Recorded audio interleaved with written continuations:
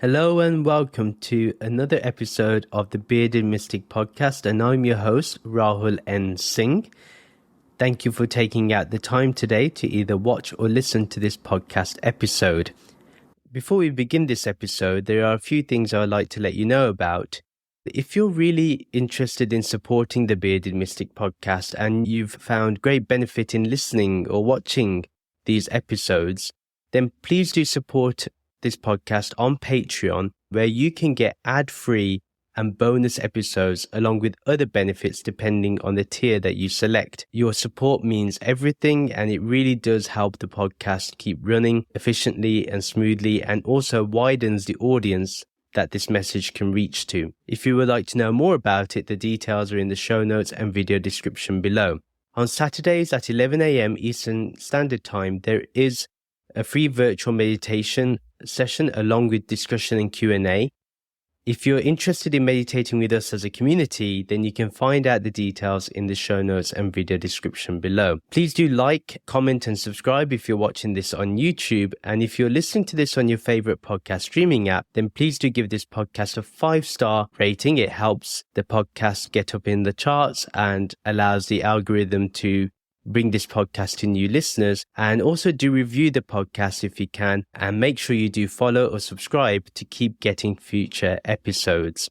Today we will be continuing on with my thoughts on the Bhagavad Gita, and today we will be looking at chapter 9 verses 30 to 34. Verse 30: even if a person purposely causes harm to others and their actions are still flawed, but they are trying to be devoted to me in Bhakti Yoga, I consider them to be on the right path in spite of their imperfections. This is quite interesting because it can be debated quite a bit. What does Sri Krishna really mean here? Because are you telling me that someone could do bad deeds and then get away with it? That's not what Sri Krishna is saying. He's definitely not saying that. He's saying that they may be still on the right path. But let's go into this a little bit deeper. We're going to look at the verse as a whole. And I would like to know what you think about this verse after I've shared my thoughts about it. So let me know if you agree with me, if you disagree with me. What other points did you think of that I didn't think of? Do you have a different interpretation? I'll be really interested to know what you think. Here, Sri Krishna is saying that anyone that deliberately harms others, purposefully harms others, causes harm, whose actions still have flaws. You can't say they're pure, you can't say they are righteous in any way. They have one thing going for them. And what is that one thing that's going for them? Is that they are devoted to their Ishtevta and or Nirgun Brahman. And in this union of devotion, in this unity,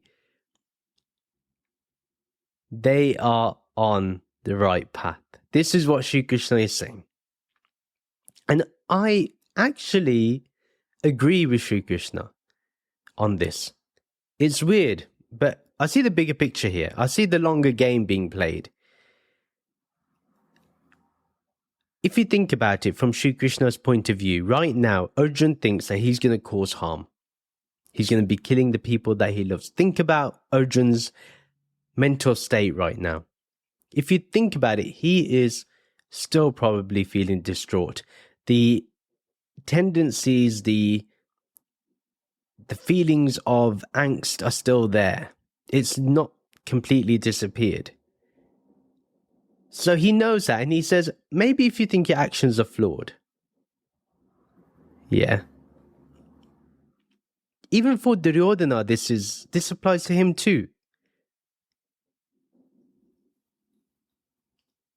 If one tries to be devoted to Sri Krishna or to Brahman in Bhakti Yoga, only in Bhakti Yoga, don't do it as, oh, I remember formless awareness, or I read about formless awareness, or I've had the Brahm Gyan, so, I have all the tools. No.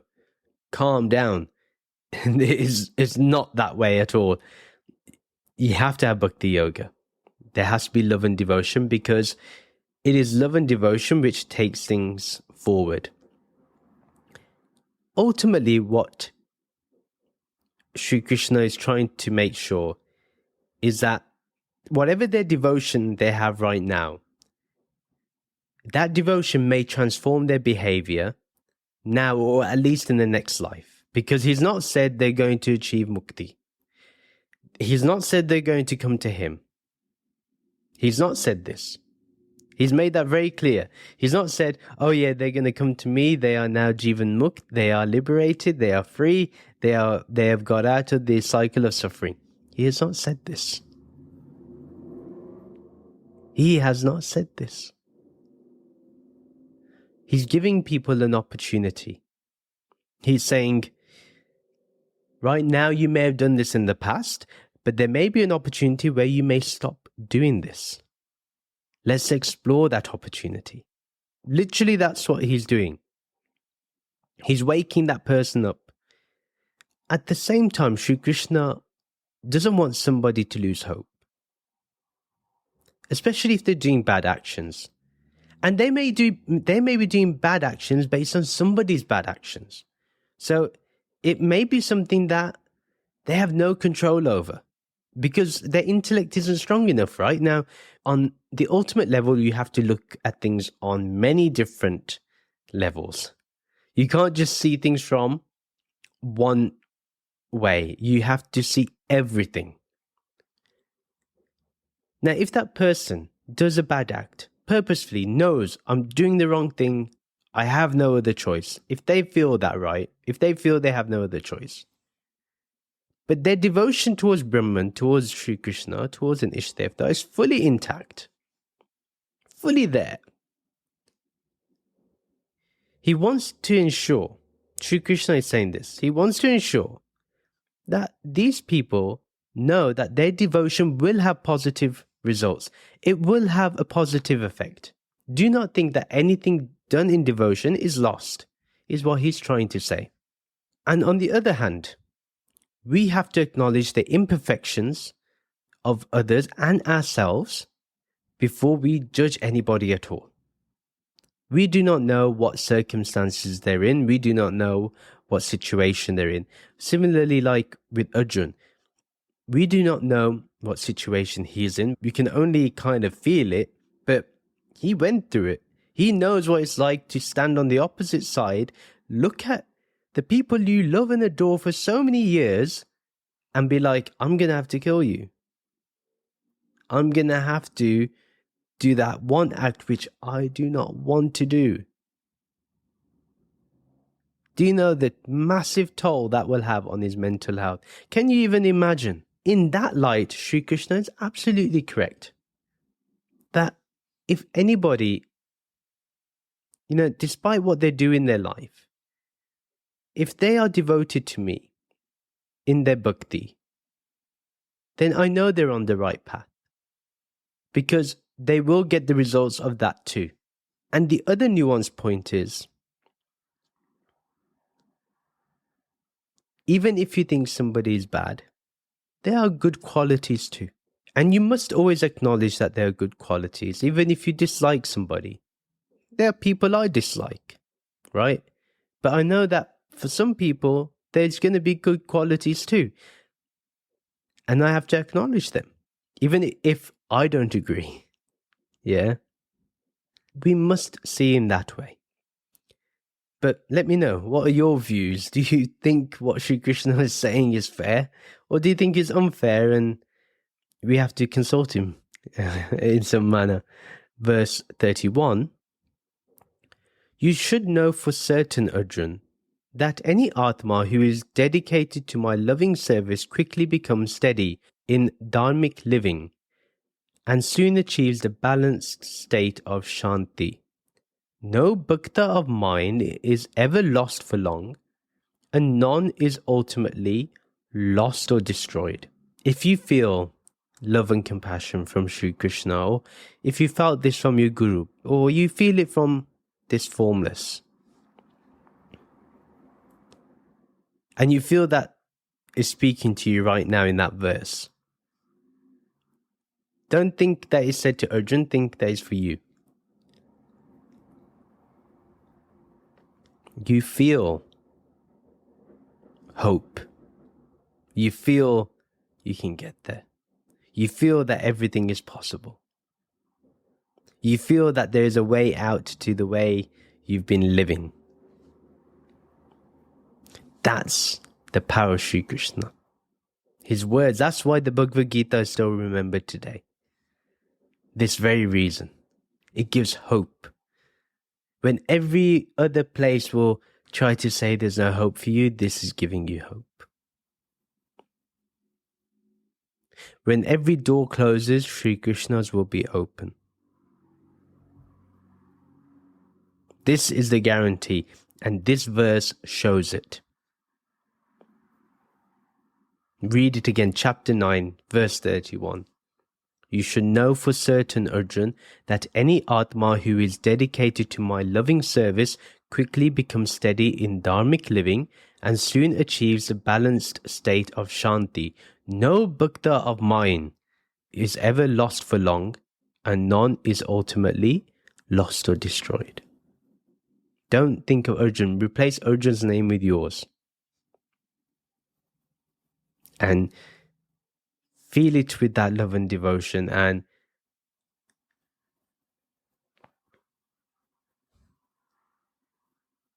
you will feel that Shanti. A lot of people just read. They read the verse and then that's it. Feel the verse. What is it telling you? People will go into the grammar, the words, the pronunciation, this, that. Feel what Sri Krishna is saying.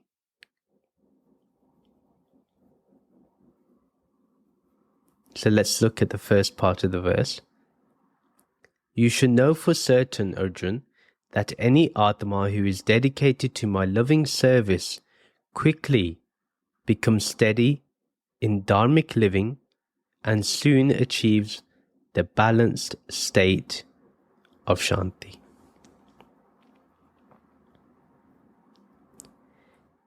When we have this oneness with formless awareness, and who serves the whole of existence, who transcends any doership and renounces the fruits of their actions, they become steady in dharmic living. If you do any of those things, you are that Atma who is dedicated to Sri Krishna or Brahman's loving service. And you will find that you become steady in dharmic living. We're going to go into what dharmic living is in a minute. But you become steady. It doesn't shake. It's not turbulent. If your spirituality is turbulent, then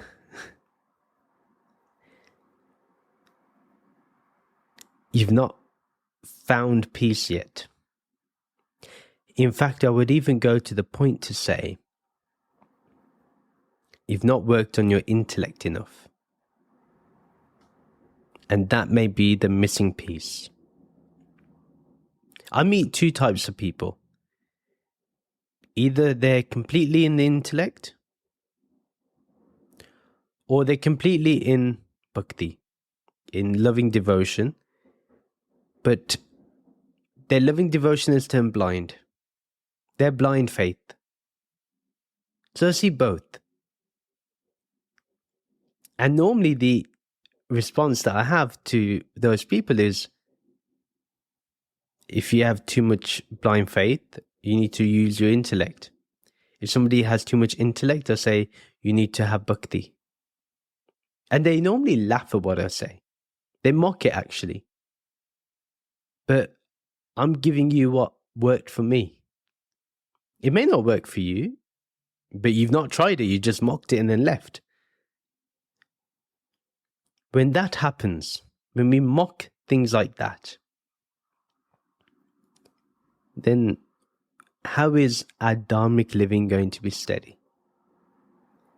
Let's look into what dharmic living is. Dharmic living is living in oneness with formless awareness. First, number one, most important thing that we must not let go of is living in the oneness with formless awareness. That is the number one dharmic living.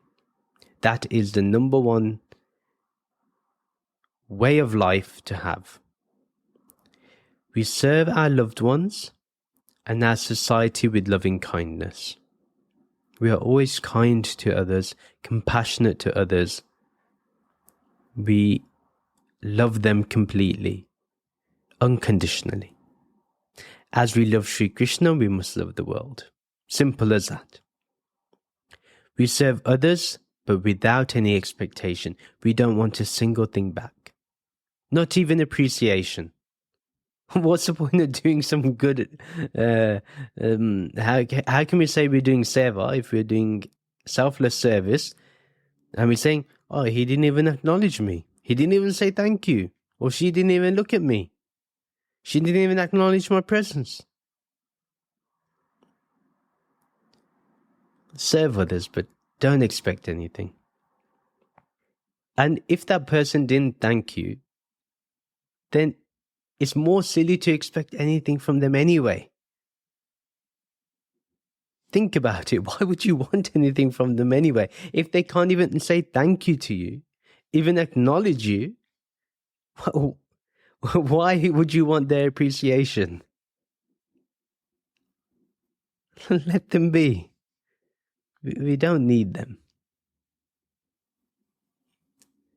Then what else is dharmic living? Our mind is always steady, whether we gain something or we lose something. It doesn't matter. Life is all about losing something and gaining something. Life is always in the ups and downs. We make certain decisions. We think we've made a gain. We end up losing. And sometimes we let go of something. We think we've lost something. And then we gain so much months later. Therefore, be steady. Treat everything the same. Don't become turbulent because life isn't going your way. Really just flow. Be at ease. Don't resist. That's the way of being spiritual. That's dharmic living. Devote every action you have to the divine. Every action. Brushing your teeth. Washing your face. You're cleaning the house. Feeding a loved one. It can be an elderly parent. It can be a little child. Serve others as if you're serving the divine. One thing, if you want strong relationships, serve your spouse, your partner. Seeing them as the divine. If you do this, you'll have a happy marriage. You will be happy. The next one is we try to live every moment in loving devotion to formless awareness, or at the very least towards our Ishtevta.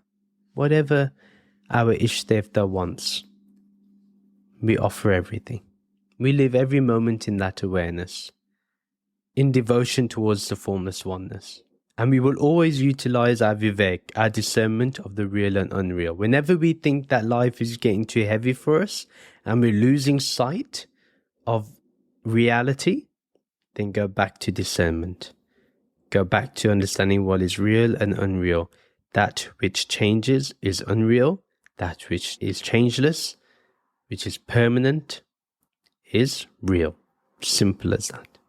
And we will always measure our actions and thoughts and see if it matches with the life of saints and sages. This is an important point. These saints and sages aren't merely there for our enjoyment or our entertainment.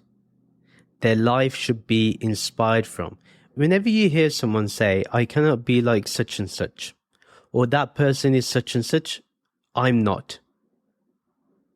That person will never achieve anything in spirituality. Nothing, not even a single thing. They can act spiritual, all they want. But that is the strongest sense of duality. The saints and sages didn't live their lives just so you praise them and then do your own thing. And do the exact opposite of what they did. Then what's the point? they live their lives, even the ones that are alive today, our gurus that are alive today, we have to become like them. That's the whole point. Otherwise, why have them in our life? Why waste their time? Why waste their time? And why waste our time pretending to be spiritual? So let go of the spiritual pretense, be inspired by these saints and sages, and live that life. See if your life matches with them. See how they lived. And be inspired. Measure your life, your words and your actions, your thoughts. And see, does it match the thoughts of Guru Nanak Dev Ji, of Kabir Ji, of your Guru, of the mystics we've looked at in Wisdom of the Mystics? Does it match their words? Does it match the way they live their life?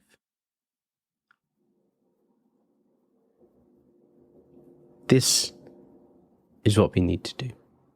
Now, if somebody now turns around and says, isn't dharmic living, reading the scriptures, saying you are Hindu? No. That is just cultural identity. I do puja, I'm a Hindu. No. Dharmic living is a lot more important and more refined and more honorable than simple things like that. People just say all these words. No. If we do all of these things, then this type of life brings in a balanced state of peace, naturally. And one is always in contentment. What more do we want? If we're living dharmic living, what more do you want? Completely fulfilled. This is what life is all about. And one's peace of mind is never disturbed. Never. You will always be in peace of mind. And that's the number one thing people want. You know, they say the mental health crisis is like a pandemic. It is a pandemic, actually. And the reason for that is because there are many phony advice about how to have peace of mind. Oh, do this meditation, you'll be fine. Do this Reiki, you'll be fine. Do this and you'll be fine. When nothing is addressing the intellect, when nothing is addressing the heart, when all we want to measure spirituality is by the law of attraction and all this type of stuff, or crystals and all that, don't expect much. Then the next part of the verse is, no bhakta of mine is ever lost for long, and none is ultimately lost or destroyed.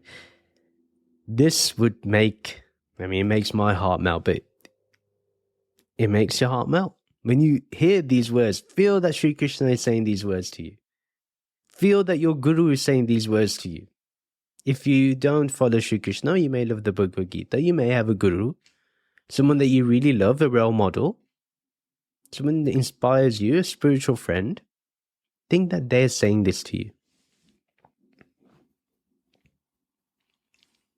You feel it. Now think about it. No devotee of this Nirgun Brahman, of this formless awareness, is lost in this world for long. No. Because they're already living in that balanced state. And remember, nothing is lost, nothing is forgotten, nothing is destroyed. Everything is within Brahman. Don't think it loses things. Don't think that you'll lose something. No. Every action and thought is blessed by formless awareness or your Ishtevta. So one should be inspired to commit to this devotion. So no devotee will ever be lost. And if one loses their way for a bit, they will come back. Because I put it this way. The moment I became serious about my spiritual life, when I say serious, I do it playfully, with the flow, with ease. But when I became serious about it, my life has been, I can never explain the inner joy, the inner gratitude. Like, I can't even say one should be thankful. I struggle with that. Even to say that I should be thankful. It's a feeling that is so obvious within me that if I put words to it, I would limit it. I know. I do say thank you. I do say thank you to existence. Thank you for this wonderful life. Thank you for bringing me here to where I am today. I really appreciate it. Even in my darkest times, I always knew there was light at the end of the tunnel. Always. And that's what spiritual practice brings. Is that even in the darkest of tragedies that happen in life, you will see the light at the end of the tunnel. You will. That's why. Don't ever feel lost in this. This devotion will take you far. Always will. And don't ever think that just because you did bad deeds in your past, that it's all lost and destroyed now. You can never come out of it. You can. And you will. Just be devoted to your Ishtevta. Forget Nirgun Brahman for a second. Commit to your Ishtevta. Commit to your Guru. Really important to do so. And remember, don't ever lose hope. Don't ever even think that you have no chance. Don't think that. Don't even entertain the thought. If you want to hear it from me again and again, you have all the opportunities to become one with Brahman. Forget what's happened in your past. Today, if you feel that you've been living a life where you've not been happy, you've not been satisfied, you've hurt others knowingly or unknowingly, and now you want to correct your ways, Shri Krishna is saying, there is a way. Don't lose hope. If you're ready, you can start now. All you need is to be devoted to your Ishtevta. That's all. Right, now to verse 32. O Arjun, those born from compromised situations or in corrupted families, those born female and who were not given freedom or education, those who work in business that harm their character, and those who work in compromising occupations can still have a relationship with me through the practice of Bhakti Yoga, and eventually they will reach the Param Gati, the ultimate destination. Again, a very interesting verse, and I think we can really feel what he's trying to say. Some of it can be misunderstood, and I'll address those in a minute. First of all, most importantly, without a shadow of a doubt, Sri Krishna understands how life can be unfair, unjust. Not everyone is dealt with the right cards or are dealt with even a fair game, to be honest. It's true, like not everyone is. You look at the world, you look at the poverty, the way politicians are manipulating and they are deliberately trying to reduce the rights of others. It's disgusting how corrupt they are. But Sri Krishna wants to give them hope too. And I mean, I can understand. This is what I mean. When Sri Krishna has unconditional love, you see it now. Now, if you're completely dualistic and believe nobody deserves a chance, that means there's hatred in you. But Sri Krishna obviously has love, and that's why he says the things that he does. If you see things from love, you understand what he's talking about. Otherwise, you won't. Otherwise, it's like, this guy is unrealistic. Not me, I'm on about Sri Krishna here. We know the world still lacks equal rights. And people are still divided. We know that. And Sri Krishna understands this. People still negatively discriminate others based on their gender, their colour, their nationality, their sexual orientation, their caste, their religion or non-religion, their job title. We know people still discriminate negatively. One feels it. You can be on a work call and you can sense when they treat the director different to, say, the specialist or the VP or the executive team. You see how people treat them differently. Negatively. It's a subtle thing you see. We have seen how divided this world can be. And more so, like in our time, we've seen since 2016 how crazy it's been. I mean, it's been exhausting. But we have seen that this division has only grown since then. Why? Because people can't have a conversation. People can't see things on the other side. Or they don't understand the other side and make quick judgments, make quick sound bites, and they just believe it. They read something on Facebook, they think it must be followed. They watch something on YouTube, and they start believing it without using their intellect. Even when you're watching this, use your intellect. Don't listen to this with blind faith. Don't. That's my number one warning. Listen to this with your intellect. Because not only will it help you, but it may also help me if you have a question. And maybe I haven't understood something fully, it can help me. Now we know that some families, some people are born in corrupted families. Their families do corrupt business. Unfortunately, they get born and brought up into it and they follow that path. It happens.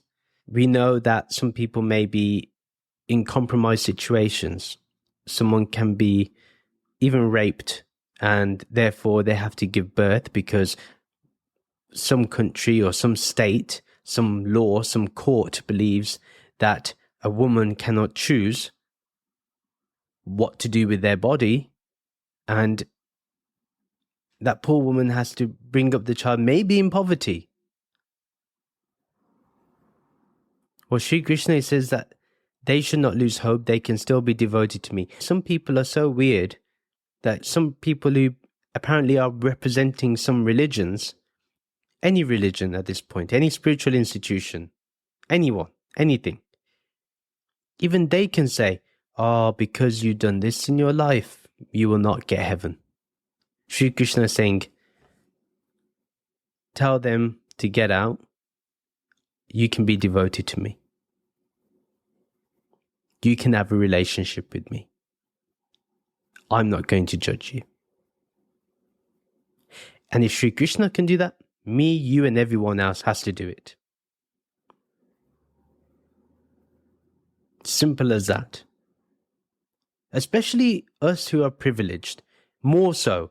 Some families are corrupt. They do corrupt things. Then you see them do all these spiritual things. They do all these pujas, havans. They called all the pandits. They do this massive yug. And they think they're doing something great for the devas, yeah? For the devis and devtas. And they're suppressing others. They expect others to open the doors for them. You think they will open the door for someone they believe is lower than them? No.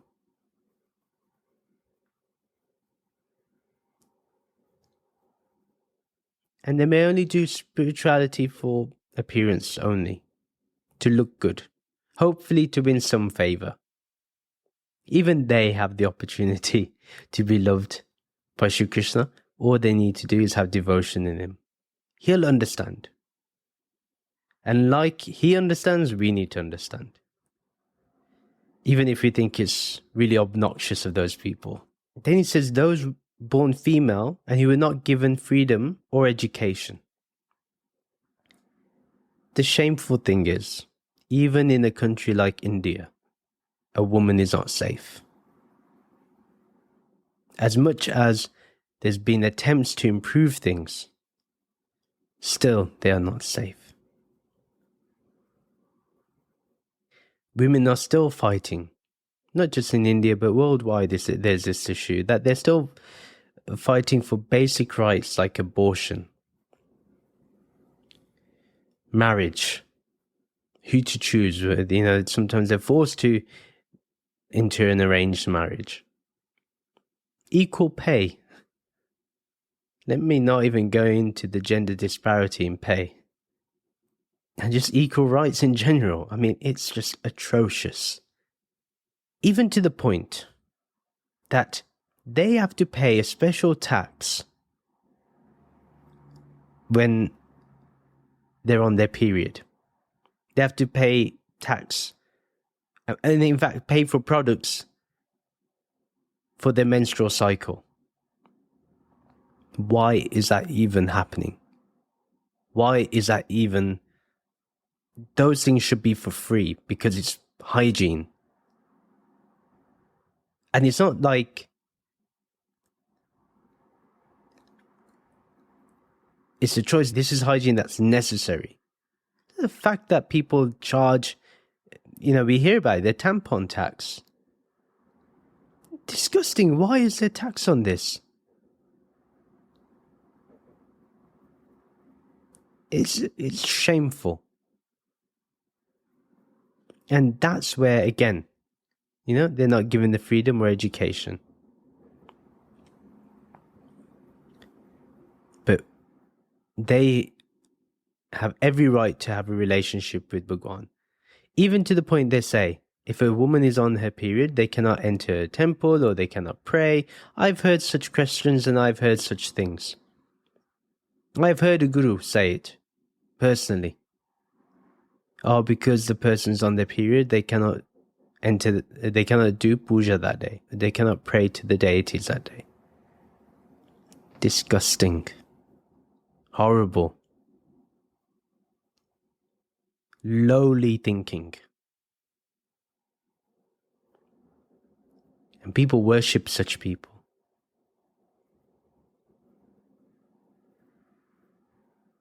How are we moving forward if even religion is doing the wrong thing? So here, we have to understand, even in spirituality, we must do the right thing.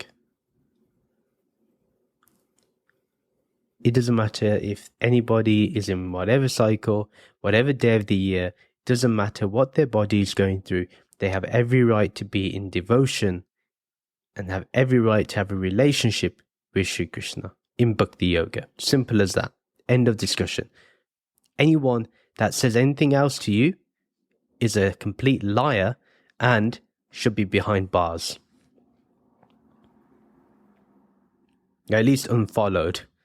And if you're following them on YouTube, unsubscribe right now. If they're saying that openly, just imagine what thoughts they have behind closed doors. So be careful. And in general, we know that women have less access to education. We've seen that. And we've seen how Malala was treated and how she was shot and nearly died. And sometimes they're not even allowed to work.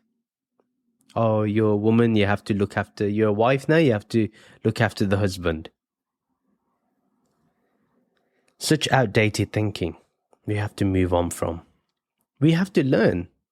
Like, for example, it's not just that the man has to go out and earn a living and the woman stays at home and cooks and cleans. It's up to us if we want to follow that, but it doesn't have to be the rule. And then there may be people who work in a business, in an organization, and they may do some fraudulent activities, they may do some shady things that you may not agree with, and they may harm your character. as a result, either directly or indirectly, if you do those things. That's why people think people who sell are like snakes. They don't trust them. Things like that, silly stuff.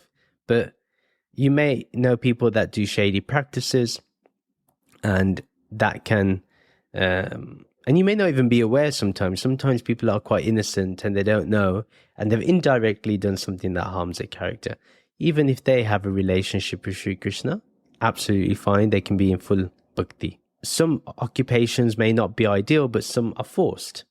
And I know that in some countries, prostitution is forced because a woman has no other way because of the way they are treated. Again, that's just shame on society.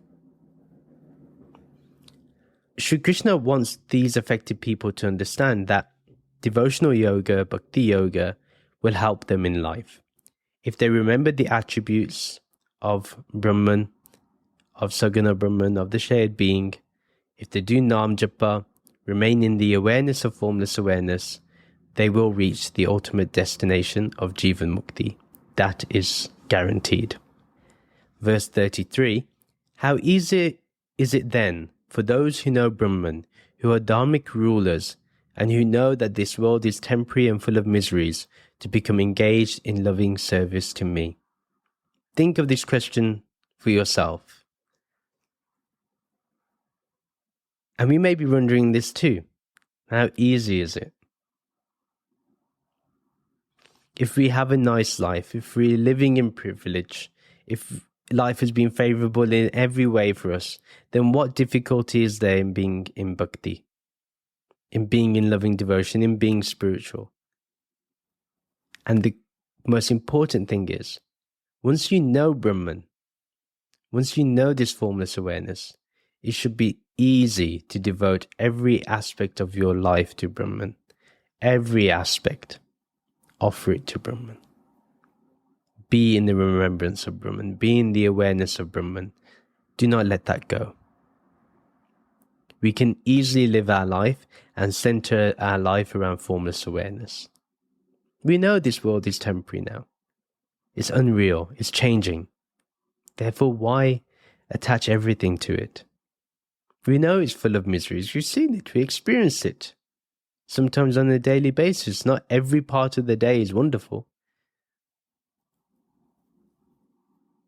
But once we know that that's the fact of life, we can move forward. So what are the dharmic rulers? Not just kings. In Arjun's case, it is for him to be the king. But for us, if we are living a dharmic life, like I mentioned earlier, that person is a dharmic ruler. Now let's go to verse 34. Just focus your thinking, feeling, willing or desiring, and memory upon me in a state of intense adoration. Offer everything you possess to me with sincere humility, uniting with me in the mood of endearing devotion. Then, when you are steady in your meditation, you will come to me. Let's look at the first part. Just focus your thinking, feeling, willing, and memory upon me in a state of intense adoration. Again, this verse, it's more has to be felt than thought about. So intellect is still used, but more feeling. Experience it. Feel the words. So first of all, the first step, focus every thought around formless awareness, around Nirgun Brahman, with absolute adoration and love. Every thought, offer it to the divine. Focus every emotion, happiness, sadness, joy, bliss, anger, every feeling you get. Focus it upon this formless awareness with absolute adoration and love. Focus every will you have, every desire you have, spiritual and worldly, around this formless awareness with absolute adoration and love, and focus every memory of the past, every daydream of the present, and every dream of the future, pleasant or painful. Do it upon formless awareness with absolute adoration and love, intense adoration. When you're remembering this formless awareness, feel your heart skip a beat. Desire this pure love. Keep remembering this formless awareness. And when the thought tries to take you to another place, bring it back to formless awareness. That's all you need to do. So simple. And Sri Krishna has given us a simple technique. Simple technique. Nothing complicated. Then the second part of the verse. Offer everything you possess to me with sincere humility, uniting with me in the mood of endearing devotion. Then when you are steady in your meditation, you will come to me.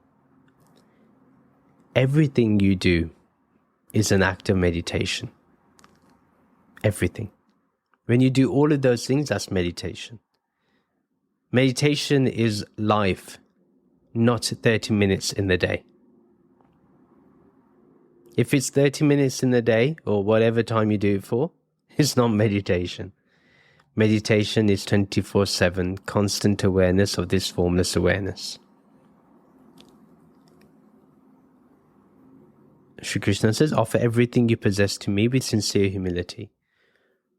Offer every aspect of your wealth portfolio to Brahman within your mind with sincere humility and say, Brahman, everything you've given,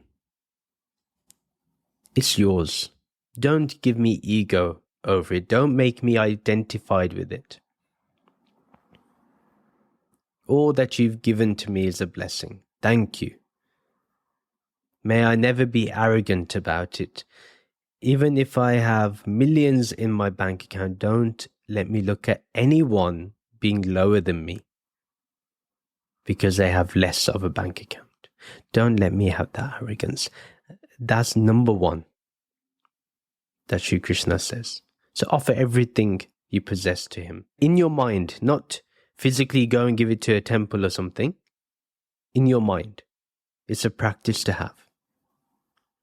Because remember, he says, uniting with me in the mood of endearing devotion. So it has to be done in bhakti. It has to be done in devotion. So I want to re-emphasize, you don't need to physically offer your possessions to any spiritual or religious place. That's not what Sri Krishna is saying. That you write your will and leave your estate to Sri Krishna. He's not talking about that. He's saying mentally, let go of the attachment. And see every possession as Brahman's. And with your mind, offer it all to Brahman. It's all Brahman's. Nothing is mine. I don't owe anything. I'm going to leave this life. Yeah, we all are going to die. We're all going to pass. So there's no need to hold on to it. Be humble and thankful and realize you have no real ownership. So how can there be ego? We've talked about this before.